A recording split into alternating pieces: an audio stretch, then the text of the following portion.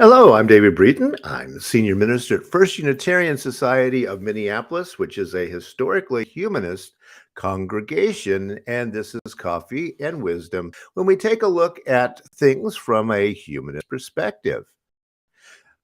Well, this week and starting for the month of March, I do want to look at utopias.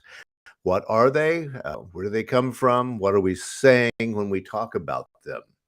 But first, let me define humanism for you. Humanism is an outlook or system of thought attaching prime importance to human rather than divine or supernatural matters.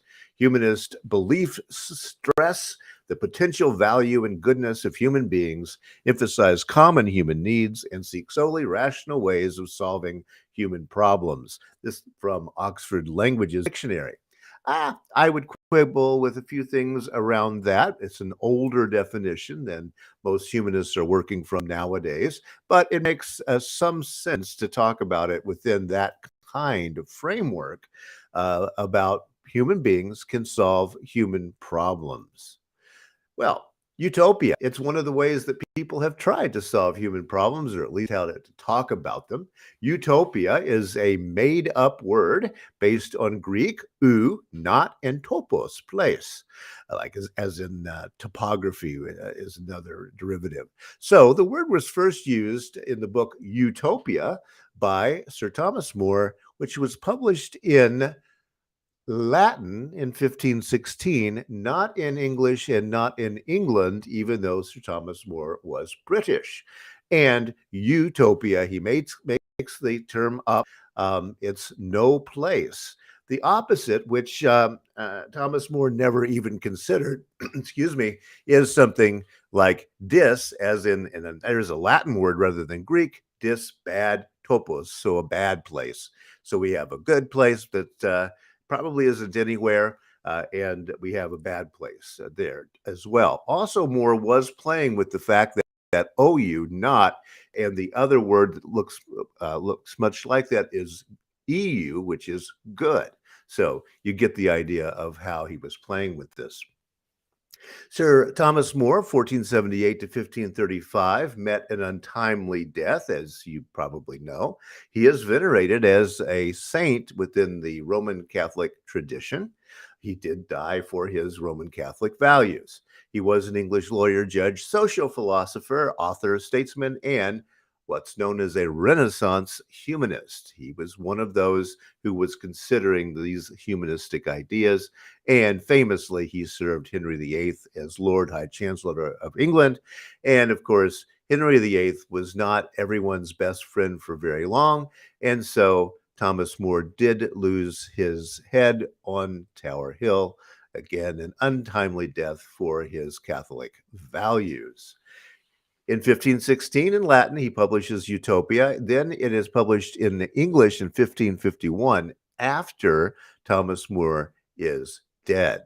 It describes a place where all laws are simple to understand. So there are no lawyers, because why would you want a lawyer? You can understand everything about the written laws. Property is held communally. As a matter of fact, this is probably one of the earliest pro-communist commune style books, and all religions, even atheism, interestingly enough, are tolerated. This is interesting since Thomas More himself was in charge of persecuting the Protestants of the day in the Reformation, and that is why he lost his head eventually. But he was talking about it in the world of ideas, which is he was able to live in that kind of place. Again, let's look at that definition I shared a while ago and think of it a moment. It's an outlook or system of thought, humanism is, attaching prime importance to human rather than divine or supernatural matters. And indeed, in utopia, there is no God intervenes in any of the doings there. That's very humanist of Thomas More. Humanist beliefs stress the potential value and goodness of human beings, emphasize common human needs, and seek solely rational ways of solving human needs. And indeed, utopia can be read as a rational look at how to create a society. As a matter of fact, as we will look at further down the road, there was a Roman Catholic priest who tried to follow those values in the so called new world. Let's take a few moments to look at some of the things that Thomas More writes. These will be from the point of view of either the framing character Thomas More, which is in the way the book is created, a guy by himself, Thomas More, appears in the book, and also another character that responds at times. But here's some interesting quotes. For if you suffer your people to be ill educated, and their manners to be corrupted from their infancy, and then punish them for those crimes to which their first education disposed them, what else is to be concluded from this but that you make thieves and then punish them? Very interesting sociological and philosophical thinking for the Renaissance. And we still talk about these very things today, creating that school to prison pipeline and then profiting from it. Another little quote here: nobody owns anything, but everyone is rich. For what greater wealth can there be than cheerfulness, peace of mind, and freedom from anxiety?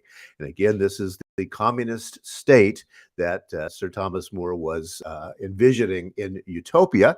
It is very much a discussion among scholars who look at this closely, whether or not he was serious about that, or maybe he was so saying that this idea of communism is so far out there, it is utterly impossible, but it is the only way people will ever be happy, and therefore they'll never be happy. It's a debatable point. Anyone who campaigns for public office becomes disqualified for holding any office at all, said Thomas More. So that's his view of politicians from the point of view of a politician. It's one of those interesting cynical statements.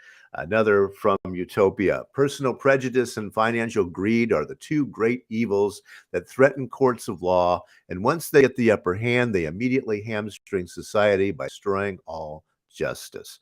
So personal prejudice and financial greed are the things that drive the so-called justice system, says Sir Thomas More. As long as those are doing that, there is no way that we are going to get at justice. And that's then why he introduces this idea of having no lawyers, because we will rewrite the laws so that in any way misinterpret them. Good luck with that, right? Another one: for things will never be perfect until human beings are perfect, which I don't expect them to be for quite a number of years. Very interesting, and also probably revealing about some of what Thomas More is thinking behind what he's telling us in the book itself. What was he saying is one of the questions down through the ages, because we still don't know. Is the book supposed to be a satire? How much of the book is supposed to be satire? How much of it is he kidding and saying human nature is fallen and therefore can never reach anything even remotely like utopia? Or is he saying we can rational beings and we can indeed set up a utopia ourselves if we think it through? Very long argument, and no one really has ever concluded for sure what he was talking about. We do know, again, that he was writing it in Latin so that his fellow Renaissance people could read it, but he wasn't sharing it with the British reading public, shall we say.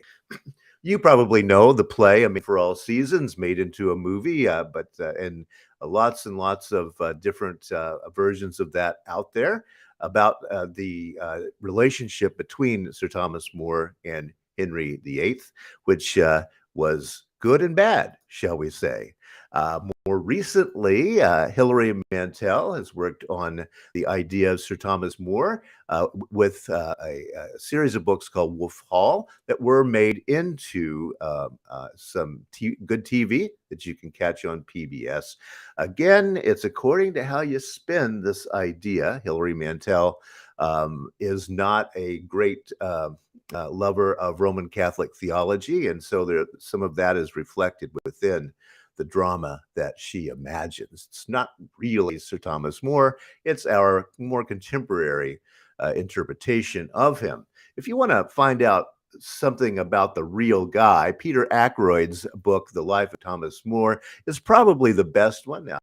Uh, Peter Ackroyd is a very, very good biographer and takes his subject seriously. And so, if you want to read about this very complicated person, Thomas More, that's probably the place to start. Thanks so much for listening today. We're going to be looking at utopias and dystopias for the month of March. And on Thursday, I'll be back to talk a little bit more of that good question. Hey, are they serious? Thanks for listening today, and I'll see you on Thursday.